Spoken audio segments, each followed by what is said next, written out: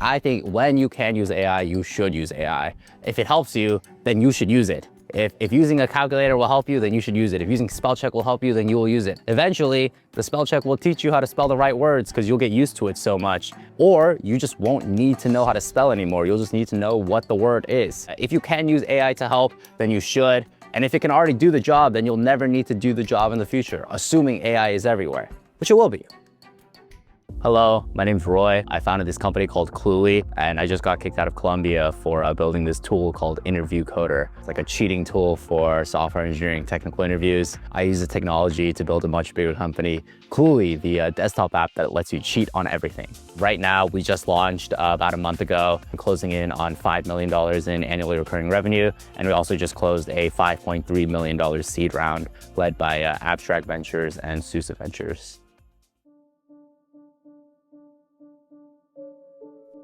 My mom and dad are very loving. When we came to America, they did this jewelry business where they were selling like Chinese jewelry to America, but it failed really bad when we were here. And for many years, we were really, really poor. But I didn't realize we were so poor because my mom took every step to make sure that I didn't know how poor we were. She made us do private tutoring, and to afford private tutoring, she would do group lessons so we could get like group discounts. She wanted us to do swim lessons when I wanted to swim. So she would make us do swim lessons with like 10 other kids so that we could have a group discount so that it was actually affordable for her. I never even knew we were poor because my mom took every step to make sure that I could have like the academic and extracurricular environment that I needed. To this day, like our family business now is like a hagwon. That all started because my mom went to such lengths to get group lessons for us so we could do tutoring. My parents really valued education very highly, but they didn't care what I was gonna do. Like I thought I was gonna be a comedian. I was a pretty wild kid. I got in a lot of trouble, but I was pretty smart. I think I was pretty good at math. I did a bit of math competition when I was younger. I was on like the debate team. I played some cello. I love girls, you know, every year I had a new girlfriend. Yeah, my mom made me do a lot of studying, but I hated studying. I was always trying to go out and like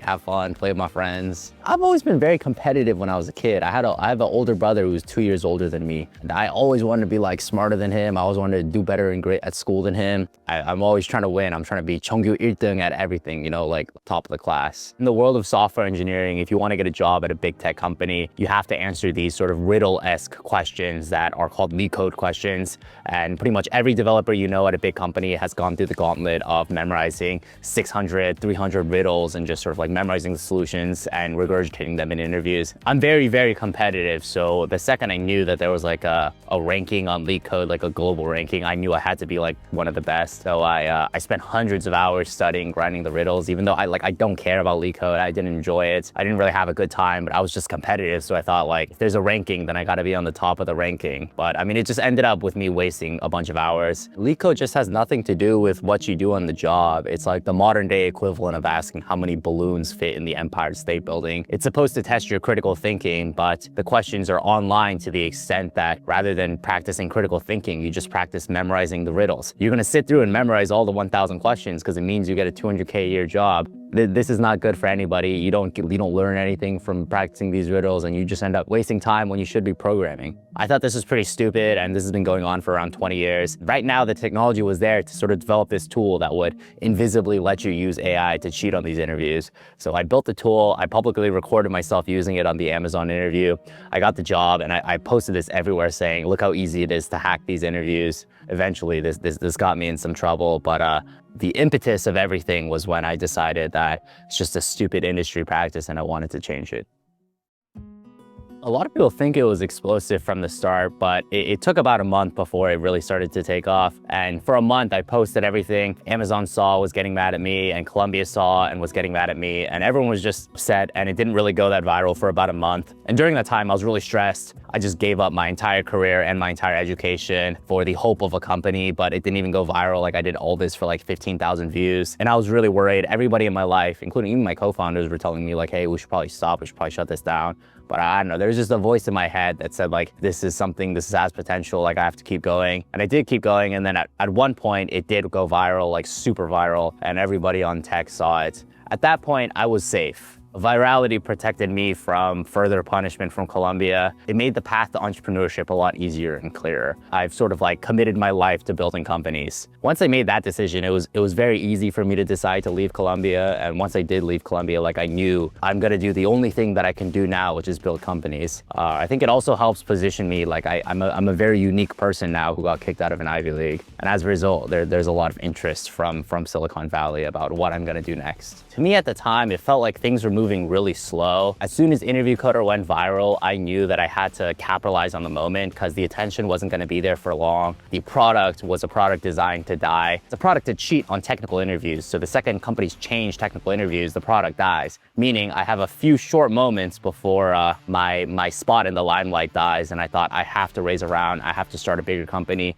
that's more sustainable and defensible long term. So for me, it felt like things were moving so slow. I had to push back my fundraise like 2 weeks. I was gonna fundraise 2 weeks earlier than I did. To me at the time, I felt like I was in such a time crunch, and I had to wrap things up and do the next thing. And it felt like things were moving super slow. But I guess I was under the pressure of the situation. Yeah, I mean, we planned for me to use InterviewCoder to like cheat on a bunch of big tech interviews and get the jobs. And we thought that was going to be a viral moment. So in that sense, we planned it. But for the last 3 months, I've made probably maybe 1,000 tweets. And since then, like I've figured out how to make tweets that will go viral, how to make tweets that will be more controversial and get more engagement. I think for X especially, well, I've only really cracked X, because I think people on Twitter are a very unique type of people.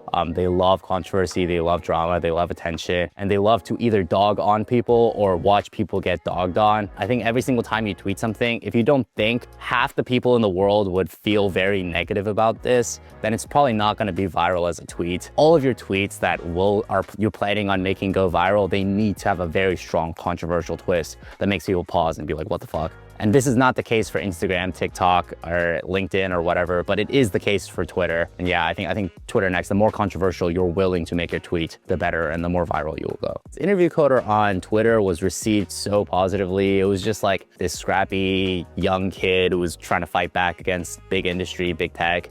And everyone on Twitter was very supportive. I think as I got bigger and my account grew, people grew less supportive, which is like to be expected. I'm generally very good at receiving hate and criticism. I'm a very polarizing personality and I do a lot of crazy stuff. Throughout my life, I've always had people like giving me hate. None of the negative comments really stood out, but I was very surprised to see how positively InterviewCoder was received on Twitter when I first launched it. I think people are often so worried that they're gonna say something bad online and it's just gonna get back to them and their reputation is over, and I don't know, like it's gonna bury them. But I think in reality, all press is good press. I say a ton of super controversial stuff, and in every video I'm in, there's like a bunch of comments saying, oh, this guy's evil, this guy's like this and that, and there's always some hate, but it's like this stuff really doesn't matter. Yeah, I mean, like I've learned that it really doesn't matter if everybody in the world just doesn't like you. Well, actually, it's done pretty much the opposite. I've realized that even if I say extremely crazy shit online, it will just make people more interested in me and the company, and it'll just drive more downloads and conversions and get more eyeballs onto Cluely. If anything, I've learned that I need to become crazier online so that people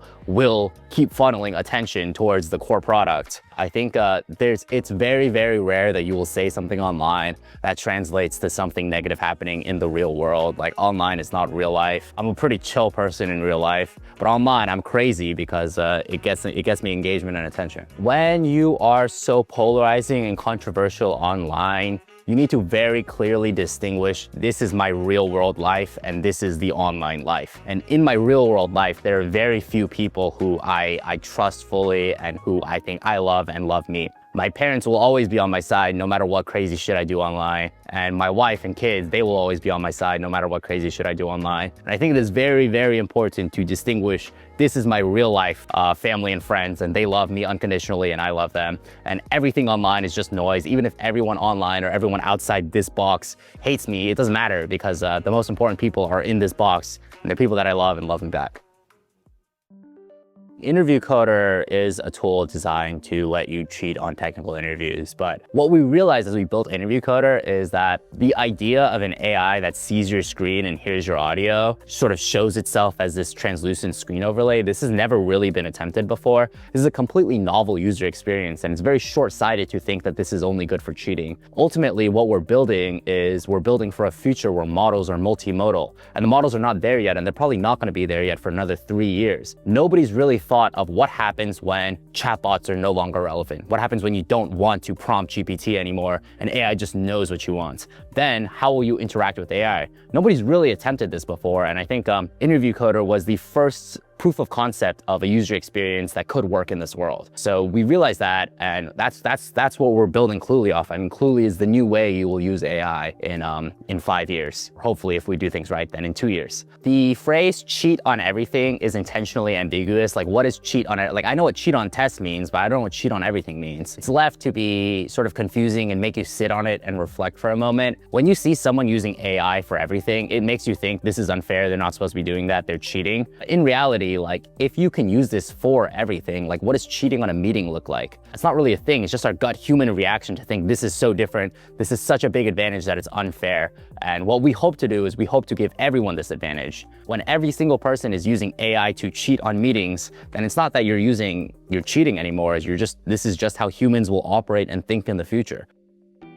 All of technical interviews need to change, not just in software engineering, but everywhere in the world. If you get asked a question and AI can answer the question, then you should probably get that out of your interview. I think interviews will be a lot more holistic, and I really question whether we even need job interviews at all in the future. If there is an AI that knows everything about you, everything you're good at, why do you need a 1-hour interview to assess anything other than culture fit? I already know all the work you've done, or at least the AI already knows the work you've done. It knows how good it is. It knows what skills you're good at. And if there is a skill match, then AI should just be able to match you directly to the job, assuming that we get along after like a 30-minute conversation. I really don't know that there is a need for interviews in today's age, but right now what we use is it's really just a conversation. We check if you're a culture fit, we talk about past work you've done, and that's pretty much it. The whole point of Cluely is to get everybody used to the fact or used to a life where they use AI for everything. Once everybody uses AI in every instance possible, there's going to be a lot of jobs that get replaced, and there's going to be a lot of people who are able to do so much more than they previously were. If every scientist decided one day, like today, I'm going to start using AI as much as possible, they will be 100 times more productive. When scientists are 100 times more productive, we cure cancer 10 years earlier, we cure Alzheimer's 10 years earlier, everyone lives to 400 years old, and we're on the next flight to fucking Mars in like 2 years. The rate of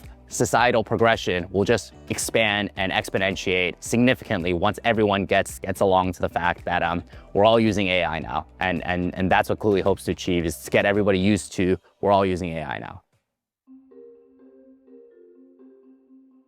I think the user experience, I spent a lot of time making the user experience very seamless. It's less of a technical challenge, I think, and more of a taste challenge. The concept of a translucent screen overlay, something that really has never been attempted before. And it's something that I tried. And I think I only got to it after like dozens of iterations of different tools that would be a more seamless use of AI in your life. Yeah, I think that was probably the biggest technical challenge, was just figuring out like what exactly is the best user experience for someone using this tool. I mean, latency, response speed, and accuracy are like the two biggest things. This is what every model, like OpenAI is working to improve latency and accuracy. There's ways that we can get to a much faster response. For example, if we host models on our own servers, this eliminates a lot of the latency that comes from the load balancing and request handling that is just inherent in OpenAI servers.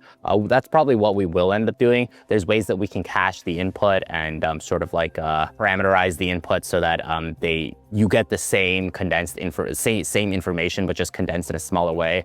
And the smaller the input size, the faster the time to first token. Also, generally, accuracy can be improved by specific system prompts. We're developing custom evals in-house based on a lot of the analytics and usage that we're seeing. And like everything is getting better. Like every single day, the Cluely gets more accurate and faster. At a certain point, we're gonna know exactly what type of responses you prefer as an individual, what sort of conversations that you're in, and we can use all that data to generate a very, very hyper-specific, personalized, fine-tuned model for you that knows that, hey, I'm a media reporter, I conduct these sorts of interviews, and I generally want these types of responses. The tonality of my emails is this, so I would like you to respond in this way. And we can just get the most personalized model in the world. And once we have that data as like a moat defending us from the other big tech companies, then we'll pretty much be unstoppable. More so than the data, I think the user experience is just interesting, untapped, and novel. If we're correct about this, then we'll be the first to market. And there's a huge first mover advantage when you're trying a new form of UX. And if we can capture the market quickly enough by going viral enough sufficiently, then I think it will be very hard to compete with us. The entire way we're going to think will be changed. Every single one of my thoughts is formulated by the information I have at this moment. But what happens when that information I have isn't just what's in my brain, but it's everything that humanity has ever collected and put online ever? What happens when AI literally helps me think in real time? The entire way that humans will interact with each other, with the world, all of our thoughts will be changed. Like what happens when I know about every single post you've made online ever, and I use that to distill down into like a condensed blurb of everything about you ever? What does our interaction look like then? It's really hard to say, but I think this is a turning point for humanity, and it will fundamentally change the way that we think and the way that we behave as humans. Well, if you're not building a company in AI right now, then you're probably not doing the right thing. AI just enables you to build such cool stuff, and it's such a new technology that even if you're 19 and you've been playing with it for 2 months, you are one of the brightest minds. You are one of the pioneers of the field. It's not like biology, where if you haven't studied for 10, 20 years, then you're not an expert in biology. You can study AI for 2 months and you'll be an expert in AI. This technology is so gigantic and it's so new that you can be really, really young and you can know it more deeply than anyone else. And you'll have the opportunity to build like $1 billion, $10 billion company out of it. I would say take bigger risks. This is the only advice I have for anyone really. You are smart enough, you're capable enough, you're hardworking enough, just take bigger risks. If you take bigger risks and force yourself into positions where you have to make it, you'll find that you're a lot more hardworking than you thought you were. And you'll also find that life gets a lot more interesting, and very often the downside of risk is much smaller than you think, and the upside of risk is much bigger than you think. I wasn't really like this 5 months ago. I mean, literally like half a year ago, I was thinking I would just want to get a job at a big tech company. That's all I want to do. And it wasn't until very recently that I thought like, oh, I actually want to build companies and go all in on this. Taking risks, initially, it means being willing to get rid of the constructs and limiting beliefs in your mind that make you think, hey, when I graduate, I have to be an engineer, lawyer, doctor, or whatever. Just being willing to see what would happen if you didn't do it. Every risk starts very small. Right now, I think people look at me and think I'm a crazy risk taker, but it didn't start like this. It started with me taking smaller risks. Like the first risk I took was, hey, what if I built this tool and told nobody about it? Then the next risk I took was, what if I posted it online but made it free and didn't really associate with it so that more people would see it? And eventually the risk just snowballed and snowballed until now I'm like fully posting whatever confidential document Columbia gives me because like I don't care. Like the risk it's not that much of a risk anymore, and I've grown used to it. So grow used to taking bigger risks. I feel like my life is very easy. My life has been very easy. I mean, my mom, I've got loving parents. My mom, she made me study. Even when I didn't want to, she would just say, Roy, you should go study. So I studied, and as a result, I did well in school and I hung out with smart kids, and they helped me do better in life. Like I have 2 amazing, great parents and I come from a great family. I don't really feel like my life has been all that challenging. Getting kicked out of Columbia, it's not that challenging when you're out there building companies, and I was gonna drop out anyways. Getting rescinded from Harvard, this is also not that challenging when you have a loving family at home. There's kids like out there who are starving in like Uganda, and like my life is not that hard really. A lot of everything that you should think is you should just try and think more positively about life and be more optimistic about things. It's very rare that you're gonna be in America, you're gonna have the opportunity to go to college, and you're really in like an actually challenging situation. In reality, we're in the most interesting time in history. If you live in America and you're not like in poverty and your parents aren't crackheads, you have the opportunity to make billions of dollars and make generational wealth and do the most interesting thing ever. There's very few challenging situations that are so challenging that you're just like limited. Right now, anybody can do anything, and you should just try and take risks and be bold because you're very privileged right now to be living in this world. Success is having a wife, having 12 kids, and having people remember me. I think Steve Jobs and Elon Musk are very cool in that everyone has a strong opinion about them. Whether it's good or bad, everyone has something to say about Elon Musk, and I think that's really cool. We're all gonna die eventually, and nobody's gonna remember us in 1,000 years. I might as well be remembered as strongly as possible for the time that I'm here. I think the biggest thing is confidence. Like truly, you hear all the time that the people that build big companies are not geniuses, they're not smarter than you, they're just, they take more risks than you, and they're harder workers than you. And I think this is generally true. 5 months ago, I was just some random student at some random school, and I didn't really have anything going for me. And now, I just raised $5 million and I'm in this giant office and I'm building a company that I hope will change the world one day. And very little has changed about me except the fact that I took a risk. Even moving forward, if I do end up becoming like the next trillionaire, like as big as Mark Zuckerberg, there will be nothing about me that changed. It'll just be a series of well-calculated risks that I took that will lead me there. And I think the gap between Mark Zuckerberg and